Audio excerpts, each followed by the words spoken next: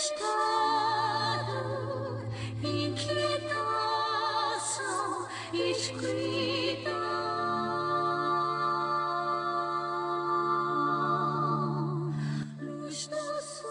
just want to start out by saying a few things about Grandia 2 before we get to the review.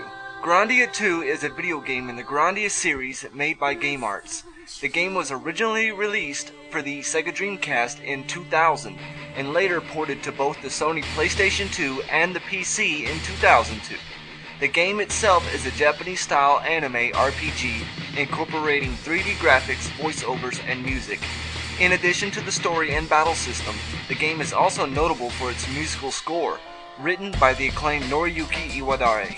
Alright then, let's get to the review. When you fly in the sky, simply by your dreaming, leave your worries behind, but that's imagination. Can you feel it tonight? The fire inside is burning. All you gotta do is break through to make your wishes all come true. I'll be the first to say that you don't need to be familiar with the original Grandia to get into Grandia 2. If you've played other RPGs or seen some anime, then chances are you'll find that the game's setting, plot, and cast of characters seem pretty typical. You play as Ryudo, a young but seasoned bounty hunter who's always looking to sell his sword to the highest bidder. At first he comes across like a bully, but as you might expect, over the course of the game, Ryudo shapes up into a more suitable heroic form as he travels the land with Elena, a princess who becomes stricken with an unusual curse. Elena is quiet and Ryudo is likable enough, especially when he banters with Sky, his talking hawk friend. Though some of the game's dialogue is spoken, most of it is written out on the screen, subtly pausing at times to give a sense of how the characters are probably inflecting. Some of the dialogue is actually quite good. You'll probably appreciate Ryudo's cynical interjections during some otherwise generic conversations about the usual sorts of problems that always seem to plague fantasy realms, such as that of Grandia 2. Grandia 2's combat system is one of the best aspects of the game. You won't find the numbingly repetitious random battles that can be found in most Japanese RPGs, because Grandia 2 does stay away with random encounters completely. And the combat system itself is considerably more interesting than usual. It's very dynamic and looks and feels almost as much like a fighting game as an RPG. It looks and feels a lot like the original Grandia. You'll watch as your characters constantly move about the battlefield, getting into the best position to attack their foes. The action occurs in real time and pauses only when one of your characters is ready to act. At that point, characters have a variety of options. They can perform an attack combo on a selected foe, or go for a critical hit that's faster than a combo but less damaging overall.